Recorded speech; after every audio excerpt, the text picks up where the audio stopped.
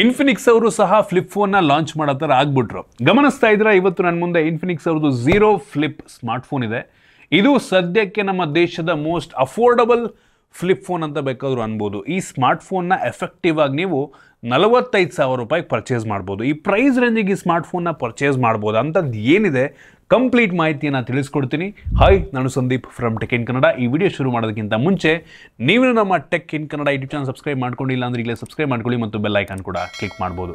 ಮೊದಲನೇದಾಗಿ ಈ most affordable Infinix zero flip ಫೋನ್ನ ಅನ್ಬಾಕ್ಸ್ ಮಾಡೋಣ. ಇದ್ರ ಮೇಲ್ಗಡೆ 512 GB ಸ್ಟೋರೇಜ್ ಅಂತ ಹಾಕಿದರೆ, 16 GB ರ್ಯಾಮ್ ಅಂತೆ. ಅದರಲ್ಲಿ 8 GB virtual RAM, 8 GB actual physical RAM. ಈ ಬಾಕ್ಸ್ ಮೇಲೆ ವರ್ಕ್ಸ್ ವಿತ್ GoPro ಅಂತೆಲ್ಲ ಹಾಕ್ಬಿಟ್ಟಿದ್ದಾರೆ. So warranty only in India ಅಂತೆ. ಈ ಕಡೆ JBL ಸೌಂಡ್ ಅಂತೆ, ಕಾರ್ನಿಂಗ್ ಗೊರಿಲ್ಲಾ ಗ್ಲಾಸ್ ಅಂತೆ, NFC, ಐರಸ್ ಆಡಿಯೋ ಎಲ್ಲ ಸಪೋರ್ಟ್ ಆಗುತ್ತಂತೆ. ಬಾಕ್ಸ್ ತುಂಬ ಪ್ರೀಮಿಯಮ್ ಆಗಿದೆ. ಈ ಬಾಕ್ಸನ್ನು ಓಪನ್ ಮಾಡಿದ ತಕ್ಷಣ ನಮಗೆ ಈ ಒಂದು ಸ್ಮಾರ್ಟ್ ಫೋನ್ ಒಂದು ರೀತಿ ಮೇಲೆ ಕೇಳುತ್ತೆ, ಆಯಿತಾ. ತುಂಬ ಯುನೀಕ್ ಆಗಿದೆ ಬಾಕ್ಸು. ಸೊ ಈ ಬಾಕ್ಸ್ ಒಳಗೆ ಡೈರೆಕ್ಟಾಗಿ ಒಂದು ಸ್ಮಾರ್ಟ್ ಫೋನ್ ನಮಗೆ ನೋಡೋಕ್ಕೆ ಸಿಗುತ್ತೆ. ಇದನ್ನು ಪಕ್ಕಕ್ಕಿಟ್ಟರೆ ಇದ್ರ ಕೆಳಗಡೆ ಟೋಟಲ್ 3 ಬಾಕ್ಸ್ಗಳಿದ್ದಾವೆ. ಅದರಲ್ಲಿ ಒಂದು ಬಾಕ್ಸಲ್ಲಿ ನಮಗೆ user manual, quick start guide ಮತ್ತು ವಾರಂಟಿ ಕಾರ್ಡ್ ಸಿಗ್ತಾ ಇದೆ, ಮತ್ತು ಒಂದು ಸಿಮ್ ಎಲೆಕ್ಷನ್ ಪಿನ್ ಸಿಗ್ತಾ ಇದೆ, ಮತ್ತು ಬ್ಯಾಕ್ ಕವರ್ನ ಕೂಡ ಕೊಟ್ಟಿದ್ದಾರೆ. ತುಂಬ ಒಳ್ಳೆಯ ಕ್ವಾಲಿಟಿಯ ಬ್ಯಾಕ್ ಕವರ್, ಆಯಿತಾ. ಇದನ್ನು ಹಾಕ್ಬಿಟ್ಟು ಆಮೇಲೆ ತೋರಿಸ್ತೀನಿ. ಇದ್ರ ಕೆಳಗಡೆ 70 ವ್ಯಾಟಿಂದು ನಮಗೆ ಚಾರ್ಜರ್ ಸಿಗ್ತದೆ, ಒಂದು ಒಳ್ಳೆಯ ವಿಷಯ ಅಂತೀನಿ. ಇನ್ನು ಕೊನೆಯದಾಗಿ USB Type C charging cable, Type A ಇಂದ Type C. ಇದನ್ನು ಬಿಟ್ಟರೆ ಬೇರೇನೂ ಸಹ ನಮಗೆ ಒಂದು ಬಾಕ್ಸ್ ಒಳಗೆ ಸಿಗ್ತಾ ಇಲ್ಲ. ಇನ್ನು ಡೈರೆಕ್ಟಾಗಿ ಸ್ಮಾರ್ಟ್ ಫೋನ್ ನಮಗೆ ಈ ರೀತಿ ನೋಡೋಕ್ಕೆ ಸಿಗುತ್ತೆ. ಸಖತ್ ಪ್ರೀಮಿಯಮ್ ಆಗಿದೆ, ಸಖತ್ ಸಾಲಿಡ್ ಬಿಲ್ಡ್ ಅಂತೀನಿ. ನಾವು ಬೇಕಾದರೆ ಇದನ್ನು ಸ್ಯಾಮ್ಸಂಗಿಂದು, ಮೋಟೋದು ಫ್ಲಿಪ್ ಫೋನ್ಗೆ ಬೇಕಾದರೂ ಕಂಪೇರ್ ಮಾಡ್ಬೋದು. ಸಖತ್ ಪ್ರೀಮಿಯಮ್ ಆಗಿದೆ. ಇದು ಒಂದು ಲೆವೆಲಿಗೆ ಲೈಟ್ ವೆಯ್ಟ್ ಇದೆ, 195 ಗ್ರಾಮ್ ವೆಯ್ಟು. ಇದು ಫೋಲ್ಡ್ ಆಗಿದ್ದಾಗ 16.04 mm ಥಿಕ್ನೆಸ್ಸು, ಓಪನ್ ಆಗಿದ್ದಾಗ ಕೇವಲ 7.64 mm ಥಿಕ್ನೆಸ್ಸನ್ನು ಹೊಂದಿರುವಂಥ ಫ್ಲಿಪ್ ಫೋನು. ಇದರಲ್ಲಿ ನಮಗೆ ಮೆಟಾಲಿಕ್ ಫಿನಿಶಿಂದು ಫ್ರೇಮ್ ಸಿಗ್ತದೆ. ಮೆಟಾಲಿಕ್ ಫಿನಿಶು ಆ್ಯಕ್ಚುಯಲ್ ಮೆಟಲ್ಲ, ಮೆಟಾಲಿಕ್ ಫಿನಿಶ ಅವ್ರು ಕನ್ಫರ್ಮ್ ಮಾಡಬೇಕಾಗಿದೆ. ಮತ್ತು ಹಿಂಜ್ ಕೂಡ ಒಂಥರ ಪ್ಲಾಸ್ಟಿಕ್ ಅಂತ ಅನ್ನಿಸ್ತದೆ. ಹಿಂಜಿನ ಕೇಸಿಂಗ್ ಪ್ಲಾಸ್ಟಿಕ್, ಬಟ್ ಒಳಗಡೆ ಡೈಮಂಡ್ ಕಟ್ ಮೆಟಾಲಿಕ್ ಹಿಂಜೆ ಇದೆ, ಆಯಿತಾ. ಬಟ್ ಹೊರಗಡೆ ಸ್ವಲ್ಪ ಪ್ಲಾಸ್ಟಿಕ್ ಅಂತ ಅನ್ನಿಸ್ತಾ ಇದೆ, ಆಯಿತಾ. ಫ್ರಂಟಲ್ಲಿ ಬೆಸಲ್ ಜಾಸ್ತಿನೇ ಇದೆ, ನಾರ್ಮಲ್ ಇದು. ಎಲ್ಲ ಫ್ಲಿಪ್ ಫೋನಲ್ಲೂ ಕೂಡ ಬೆಸಲ್ ಆಲ್ಮೋಸ್ಟ್ ಇಷ್ಟೇ ಇರುತ್ತೆ. ಫ್ರಂಟಲ್ಲೂ ಕೂಡ ಫ್ಲ್ಯಾಶ್ ಕೊಟ್ಟಿದ್ದಾರೆ. ಈವನ್ ಫ್ಲಿಪ್ ಫೋನಲ್ಲೂ ಕೂಡ ಇನ್ಫಿನಿಕ್ಸ್ ಅವರು ಫ್ಲ್ಯಾಶ್ ಕೊಟ್ಟಿದ್ದಾರೆ, ಹೆವಿ ಇಂಪ್ರೆಸಿವ್ ಅಂತೀನಿ. ಮತ್ತು ಫ್ರಂಟಲ್ಲಿ ಕ್ರೀಸ್ ಸ್ವಲ್ಪ ಕಾಣುತ್ತೆ, ಆಯಿತಾ. ನಾರ್ಮಲ್ ಫ್ಲಿಪ್ಗಿಂತ ಸ್ವಲ್ಪ ಜಾಸ್ತಿನೇ ಈ ಒಂದು ಕ್ರೀಸ್ ಕಾಣುತ್ತೆ, ಏನು ಇನ್ವಿಸಿಬಲ್ ಅಂತ ಹೇಳಂಗಿಲ್ಲ.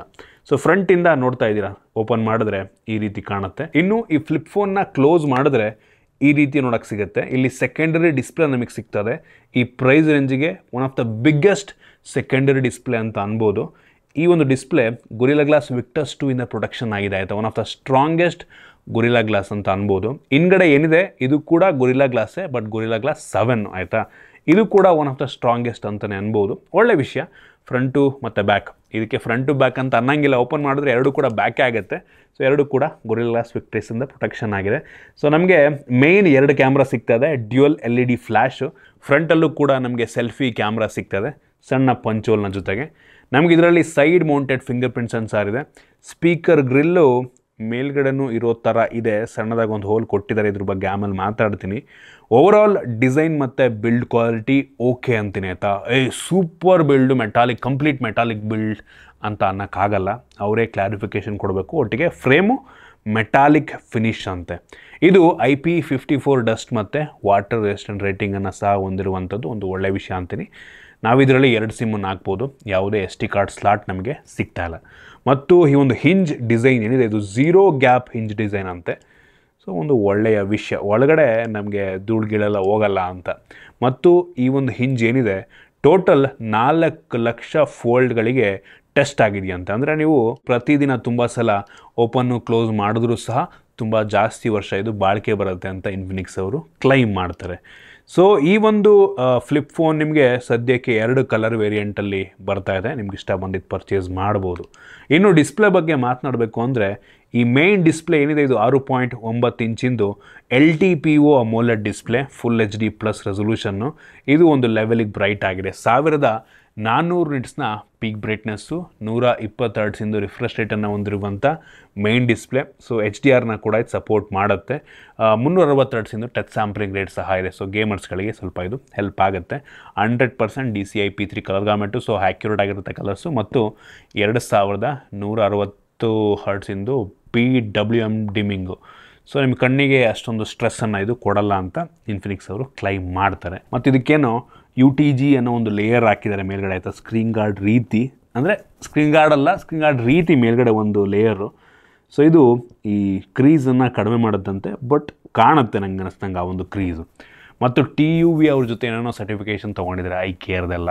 ಇನ್ನು ಸೆಕೆಂಡರಿ ಡಿಸ್ಪ್ಲೇಗೆ ಬಂತು ಅಂದರೆ 3.64 ಇಂಚಿಂದು AMOLED ಡಿಸ್ಪ್ಲೇ, ತುಂಬ ದೊಡ್ಡ ಡಿಸ್ಪ್ಲೇ ಈ ಪ್ರೈಸ್ ರೇಂಜಿಗೆ. Even Samsung flip display compare ಮಾಡಿಕೊಂಡ್ರೂ ಇದು ಅದಕ್ಕಿಂತ ದೊಡ್ಡದಾಗಿದೆ, ಆಯಿತಾ. ಈ ಪ್ರೈಸ್ ರೇಂಜಿಗೆ ನಿಜ ಎಕ್ಸ್ಪೆಕ್ಟ್ ಮಾಡಿರಲಿಲ್ಲ, ಸೂಪರ್ ಅಂತೀನಿ, ಆಯಿತಾ. ಮೋಟೋದು ಕೂಡ ಸಿಮಿಲರ್ ಡಿಸ್ಪ್ಲೇ ಬರುತ್ತೆ, ಅದು ಇನ್ನೂ ದೊಡ್ಡದಾಯ್ತಾ, ಇನ್ನೂ ಒಂದು ರೀತಿ ಬಿಗ್ಗರ್ ಅಂತ ಅನಿಸುತ್ತೆ ಕಂಪ್ಯಾರಿಟಿವ್ಲಿ. ಒಟ್ಟಿಗೆ ಚೆನ್ನಾಗಿದೆ, ಈ ಪ್ರೈಸ್ ರೇಂಜಿಗೆ ಬೆಂಕಿ ಅಂತೀನಿ, ಇಂಪ್ರೆಸ್ ಮಾಡ್ತು. ಇದು ಕೂಡ ಒಂದು ಲೆವೆಲಿಗೆ ಬ್ರೈಟ್ ಆಗಿದೆ. 1100 ನಿಟ್ಸ್ನ ಪೀಕ್ ಬ್ರೈಟ್ನೆಸ್ಸು, ಇದು ಕೂಡ 120 ಹರ್ಟ್ಸ್ನ ರಿಫ್ರೆಶ್ ರೇಟನ್ನು ಹೊಂದಿರುವಂಥ ಡಿಸ್ಪ್ಲೇ. ಇದು ಕೂಡ 240 ಹರ್ಟ್ಸಿಂದು ಟಚ್ ಸ್ಯಾಂಪ್ಲಿಂಗ್ ರೇಟೆಲ್ಲ ಇದೆ. ಸೊ ಚೆನ್ನಾಗಿದೆ ಡಿಸ್ಪ್ಲೇ. ಸೊ ಆಗಲೇ ಹೇಳ್ದಂಗೆ ಇದು ಗೊರಿಲ್ಲಾ ಗ್ಲಾಸ್ ವಿಕ್ಟಸ್ 2 ಪ್ರೊಡಕ್ಷನ್ ಜೊತೆಗಿದೆ, ಮತ್ತು ಆಲ್ಮೋಸ್ಟ್ ಎಲ್ಲ ಅಪ್ಲಿಕೇಶನ್ಗಳನ್ನು ಈ ಒಂದು ಸ್ಕ್ರೀನ್ನಲ್ಲಿ ಯೂಸ್ ಮಾಡ್ಕೊಬೋದು. ಎಲ್ಲ ಅಪ್ಲಿಕೇಶನ್ಗಳು ನಾವು ಸೆಲೆಕ್ಟ್ ಮಾಡ್ಕೊಬೋದು, ಆಯಿತಾ. ಆ್ಯಪ್ ಮ್ಯಾನೇಜರ್ಗೆ ಹೋದರೆ ನಮಗೆ ಯಾವ ಅಪ್ಲಿಕೇಶನ್ ಬೇಕು ಅಂತ ಚೂಸ್ ಮಾಡ್ಕೊಬೋದು. ಒಂದೇನಪ್ಪ ಅಂದರೆ, ನೀವು ಅಪ್ಲಿಕೇಶನ್ ರನ್ ಮಾಡ್ತಿರ್ಬೇಕಾದ್ರೆ ವರ್ಟಿಕಲ್ಲಾಗಿ ಇಷ್ಟು ಜಾಗ ಮಾತ್ರ ಅಪ್ಲಿಕೇಶನ್ ರನ್ ಆಗುತ್ತೆ. ಈ ಕಡೆ ಟೈಮ್ ತೋರಿಸ್ತಾ ಇದಲ್ವಾ, ಅಲ್ಲಿ ಯಾವಾಗಲೂ ಟೈಮ್ ತೋರಿಸ್ತಾ ಇರುತ್ತೆ. ಅದೊಂದು ರೀತಿ ವೇಸ್ಟ್ ಜಾಗದ ರೀತಿ ಮಾಡಿಬಿಟ್ಟಿದ್ದಾರೆ, ಆಯಿತಾ. ಇದು ವರ್ಟಿಕಲ್ಲಾಗಿ ಮಾಮೂಲಿ ನಾವು ಫೋನ್ ಯೂಸ್ ಮಾಡ್ಬೇಕಾದ್ರೆ ಯಾವ ರೀತಿ ವರ್ಟಿಕಲ್ ಓಪನ್ ಆಗುತ್ತಲ್ವಾ, ಸೊ ಅದೇ ರೀತಿ ಈ ಜಾಗದಲ್ಲಿ ಓಪನ್ ಆಗುತ್ತೆ. ಬಟ್ ಕ್ಯಾಮ್ರಾ ಅಪ್ಲಿಕೇಶನ್ ಓಪನ್ ಮಾಡಿದ್ರೆ ಫುಲ್ ಸ್ಕ್ರೀನಿಗೆ ಬಂದುಬಿಡುತ್ತೆ. ನಾನು ನೋಡ್ದಂಗೆ ಸದ್ಯಕ್ಕೆ ಈ ಕ್ಯಾಮ್ರಾ ಅಪ್ಲಿಕೇಶನ್ ಮಾತ್ರ ಫುಲ್ ಸ್ಕ್ರೀನಲ್ಲಿ ರನ್ ಆಗುತ್ತೆ. ಒಳ್ಳೆಯ ವಿಷಯ, ಆಯಿತಾ. ಸೊ ಇಲ್ಲೇ ಡಿಸ್ಪ್ಲೇ ಇರೋದ್ರಿಂದ ನಾವು ಈ ಮೇಯ್ನ್ ಕ್ಯಾಮ್ರಾದಲ್ಲೇ ಸೆಲ್ಫಿ ಕೂಡ ತಗೊಬೋದು. ಸೊ ಕ್ವಾಲಿಟಿ ತುಂಬ ಚೆನ್ನಾಗಿ ಬರುತ್ತೆ, ಆಯಿತಾ. ಸೊ ವೈಡ್ ಆ್ಯಂಗಲ್ ಕ್ಯಾಮ್ರಾ ಕೂಡ ಇರೋದ್ರಿಂದ ಗ್ರೂಪ್ ಸೆಲ್ಫಿ ಎಲ್ಲ ಬೆಂಕಿ ಬರುತ್ತೆ. ಕ್ಲಾರಿಟಿ ಚೆನ್ನಾಗಿರುತ್ತೆ, ಹೆವಿ ವೈಡ್ ಆಗೂ ಇರುತ್ತೆ, ಹೆವಿ ಜಾಸ್ತಿ ಸ್ಪೇಸ್ ಕೂಡ ಕವರ್ ಆಗುತ್ತೆ. ಸೊ ಸೆಕೆಂಡ್ರಿ ಡಿಸ್ಪ್ಲೇ ಕೂಡ ತುಂಬ ಇಂಪ್ರೆಸ್ ಮಾಡ್ತು. ಇನ್ನು ವೇರಿಯಂಟ್ಗಳ ಬಗ್ಗೆ ಮಾತನಾಡಬೇಕು ಅಂದರೆ, ಸದ್ಯಕ್ಕಿದು ಒಂದೇ ಒಂದು ಸ್ಟೋರೇಜ್ ವೇರಿಯಂಟಲ್ಲಿ ಲಾಂಚ್ ಆಗ್ತಾಯಿದೆ. 512 GB ಸ್ಟೋರೇಜು ಮತ್ತು 8 GB ರ್ಯಾಮು. ನಮಗೆ additional 8 GB extended RAM option ಸಹ ಸಿಗ್ತಾ ಇದೆ. ಇದರಲ್ಲಿರುವಂಥ ರ್ಯಾಮ್ ಟೈಪ್ ಬಂದ್ಬಿಟ್ಟು LPDDR4X ರ್ಯಾಮು. ಬೇಜಾರಾಗುವಂಥ ವಿಷಯ, ಅಟ್ಲೀಸ್ಟ್ 5 ಕೊಡ್ಬೋದಾಗಿತ್ತು ಈ ಪ್ರೈಸ್ ರೇಂಜಿಗೆ. 4X ಯಾಕೆ ಕೊಟ್ಟರು ದೇವ್ರಣ ಗೊತ್ತಿಲ್ಲ. UFS 3.1 ಸ್ಟೋರೇಜ್ ಇದೆ, ಓಕೆ ಅಂತೀನಿ. 4.0 ಕೊಟ್ಟಿದ್ರೆ, 5X ಕೊಟ್ಟಿದ್ರೆ ನೆಕ್ಸ್ಟ್ ಲೆವೆಲ್ ಇರ್ತಿತ್ತು. ನಂಗೆ ಅನ್ನಿಸ್ತಂಗೆ ಸ್ಟೋರೇಜ್ ಓಕೆ, ಬಟ್ ರ್ಯಾಮ್ ಸ್ವಲ್ಪ ಕಡಿಮೆ ಆಯಿತು ಅಂತ ನನಗೆ ಅನ್ನಿಸ್ತು. ಇನ್ನು ಪರ್ಫಾರ್ಮೆನ್ಸಿಗೆ ಬಂತು ಅಂದರೆ, ಮೀಡಿಯಾಟೆಕ್ಕಿಂದು Dimensity 8020 5G ಪ್ರೊಸೆಸರ್ ಇದೆ. ಇದು ಅಂಥ ಹೆವಿ ಪವರ್ಫುಲ್ ಆಗಿರುವಂಥ ಪ್ರೊಸೆಸರ್ ಅಲ್ಲ. ಈ ಪ್ರೈಸ್ ರೇಂಜಿಗೆ ಹೆವಿ ಫ್ಲ್ಯಾಗ್ಶಿಪ್ ಲೆವೆಲ್ ಪ್ರೊಸೆಸರ್ಗಳೇ ಸಿಗುತ್ತೆ. ಇದು ಸ್ವಲ್ಪ ಕಡಿಮೆ ಪವರ್ನ ಹೊಂದಿರುವಂಥ ಪ್ರೊಸೆಸರ್. ಈ ಇನ್ಫಿನಿಕ್ಸ್ ಅವ್ರು ಏನು ಮಾಡಿದ್ದಾರೆ ಅಂತ ಅಂದರೆ, ಪರ್ಫಾರ್ಮೆನ್ಸಿಗೆ ಅಷ್ಟು ಪ್ರಿಯಾರಿಟಿ ಕೊಟ್ಟಿಲ್ಲ. ಜಸ್ಟು ಕಡಿಮೆ ದುಡ್ಡಿಗೆ ಒಂದು ಫ್ಲಿಪ್ ಫೋನ್ನ ಲಾಂಚ್ ಮಾಡಬೇಕು ಅಂದ್ಬಿಟ್ಟು ಇರೋ ಬರೋದನ್ನೆಲ್ಲ ಈ ಒಂದು ಫ್ಲಿಪ್ ಡಿಸೈನಿಗೆ ಹಾಕಿದ್ದಾರೆ ಅಂತ ನನಗೆ ಅನಿಸುತ್ತೆ, ಆಯಿತಾ. ಮತ್ತು AMOLED ಡಿಸ್ಪ್ಲೇ ಹಾಕಿದ್ದಾರೆ ಫ್ರಂಟ್ ಮತ್ತು ಬ್ಯಾಕ್. ಅದು ಕೂಡ ಫೋಲ್ಡಬಲ್ AMOLED ಆಗಿರೋದ್ರಿಂದ ಸ್ವಲ್ಪ ಪ್ರೈಸ್ ಎಲ್ಲ ಅಲ್ಲಿಗೆ ಜಾಸ್ತಿ ಹೋಗುತ್ತೆ. ಸೊ ಇದರಲ್ಲಿ ನಾವು Antutu ಬೆಂಚ್ ಮಾರ್ಕನ್ನು ಚೆಕ್ ಮಾಡ್ದಂಗೆ 7,81,000 ರೇಟಿಂಗನ್ನು ಕೊಡ್ತಾ ಇದೆ.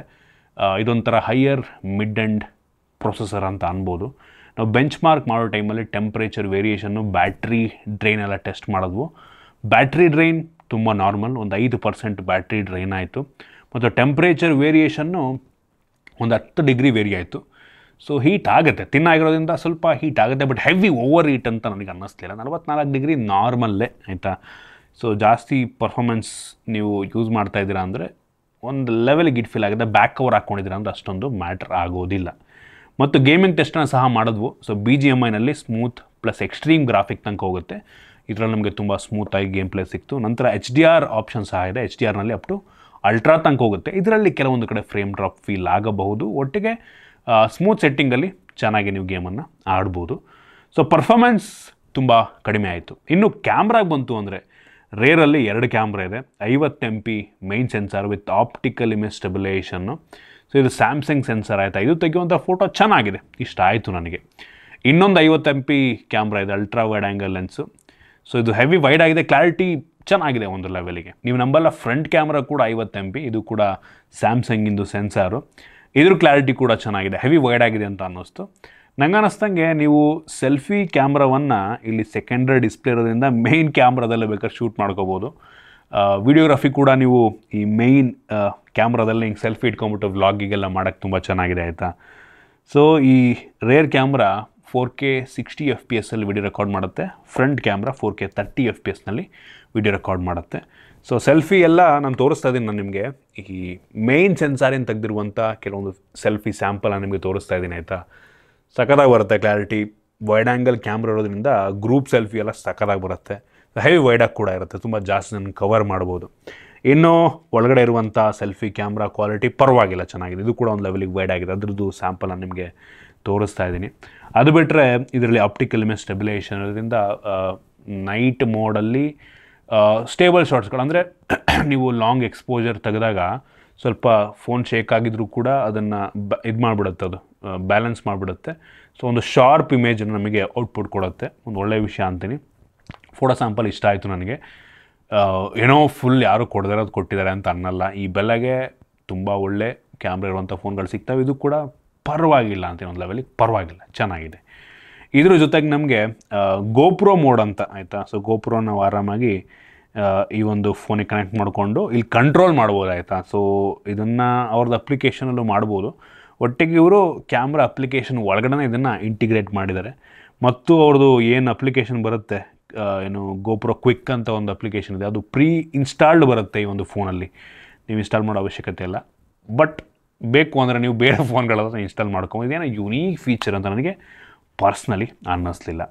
ಹೆವಿ AI ಇಂಟಿಗ್ರೇಷನ್ ಮಾಡಿದಿರುತ್ತೆ ಎಲ್ಲ ಕಡೆ. AI ಶಾರ್ಟ್ಸ್ ಅಂತೆ, ನಮಗೆ ಏನೇನೋ ಹೋಯ್ತಾ, AI ಕಲರ್ಸ್ ಅಂತೆ, AI ಕ್ಯಾಮ್ ಅಂತೆ, ಲಿಟ್ರಲಿ ತುಂಬ ಕಡೆ AI ಅನ್ನೋ ಒಂದು ವರ್ಡನ್ನು ಯೂಸ್ ಮಾಡಿದ್ದಾರೆ. ಎಷ್ಟು ಲೆವೆಲಿಗೆ ಒಂದು AI ಕೆಲಸವನ್ನು ಮಾಡ್ತಾಯಿದೆ ಗೊತ್ತಾಗಲ್ಲ. ಇಂಟರ್ನಲ್ಲಿ ಅದು ಪ್ರೋಸೆಸ್ ಮಾಡುತ್ತೆ, ಹೌದು, ಓಕೆ. ಆದರೆ ನಮಗೆ ಈ ಫೋನ್ ಫ್ಲಿಪ್ ಆಗಿರೋದ್ರಿಂದ ಆ್ಯಂಡಿ ಕ್ಯಾಮ್ ರೀತಿ ನಾವು ಈ ಥರ ಇಟ್ಕೊಂಡ್ಬಿಟ್ಟು ವೀಡಿಯೋ ರೆಕಾರ್ಡ್ ಮಾಡ್ಬೋದು, ಇಲ್ಲಿ ಕಾಣುತ್ತೆ.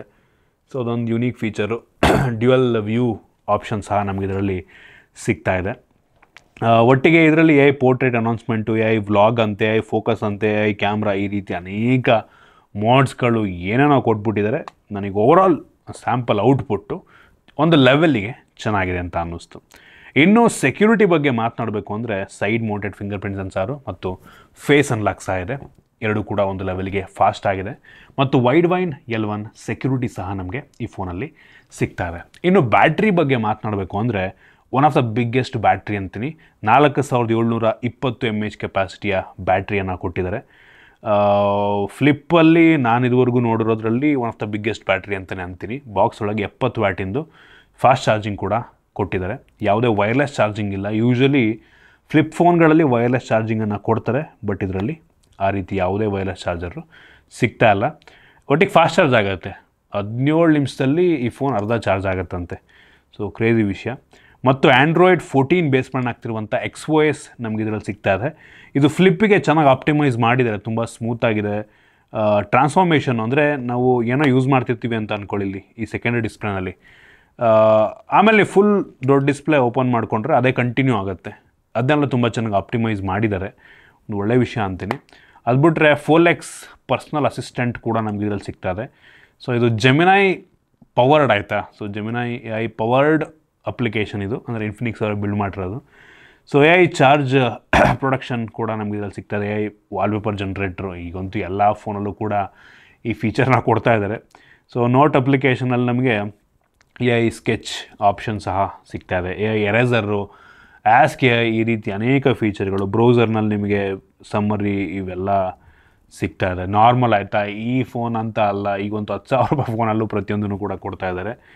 ಸೊ ಮುಂದೊಂದು ದಿನ ನಾರ್ಮಲ್ ಫೀಚರ್ ಆಗಿಬಿಡುತ್ತೆ, ಏನೋ ಇದರಲ್ಲಿದೆ ಅನ್ನೋ ಥರ ಹೇಳೋ ಅವಶ್ಯಕತೆನೇ ಇರಲ್ಲ.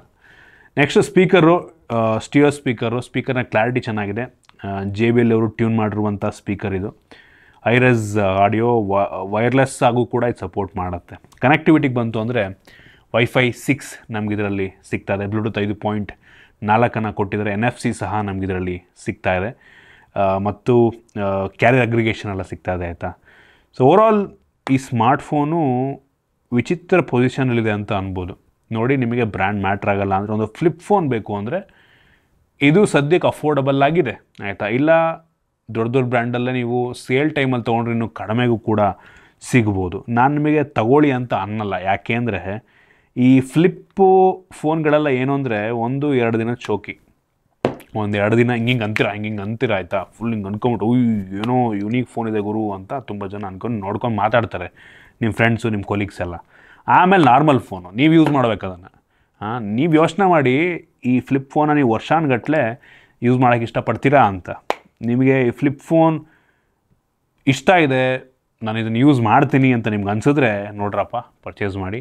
45,000 ಬ್ಯಾಂಕ್ ಆಫರ್ ಇನ್ಕ್ಲೂಡ್ ಆಗಿ ಎಫೆಕ್ಟಿವ್ ಆಗಿ ಪರ್ಚೇಸ್ ಮಾಡ್ಬೋದು. ನಾನು ಒಟ್ಟಿಗೆ ನಿಮಗೆ ತೊಗೊಳ್ಳಿ ಅಂತ ಅನ್ನಲ್ಲ. ಇವೆಲ್ಲ 1-2 ದಿನ ಶೋಕಿ, ಇದೇ ಬೆಲೆಗೆ ಇದಕ್ಕಿಂತ ಬೆಂಕಿ ಫೋನ್ಗಳೆಲ್ಲ ಸಿಗ್ತವೆ. ಇದು ನನ್ನ ಒಪಿನಿಯನ್ನು. ನಿಮ್ಗೆ ಇದ್ರ ಬಗ್ಗೆ ಏನು ಅನ್ನಿಸ್ತು ಕಾಮೆಂಟ್ ಮಾಡಿ. ಇಷ್ಟ ಆಗಿದ್ರೆ ಲೈಕ್ ಮಾಡಿ, ಶೇರ್ ಮಾಡಿ. ಇದೇ ರೀತಿ ನಮ್ಮ ಬೇರೆ ಬೇರೆ ವೀಡಿಯೋಗೆ ನಮ್ಮ tech in Kannada YouTube channel subscribe ಮಾಡ್ಕೊಂಡಿಲ್ಲ, ಇಲ್ಲೇ ಸಬ್ಸ್ಕ್ರೈಬ್ ಮಾಡ್ಕೊಳ್ಳಿ ಮತ್ತು ಬೆಲ್ ಐಕಾನ್ ಕೂಡ ಕ್ಲಿಕ್ ಮಾಡ್ಬೋದು. ಸಿಗೋಣ ಮುಂದಿನ ವೀಡಿಯೋದಲ್ಲಿ.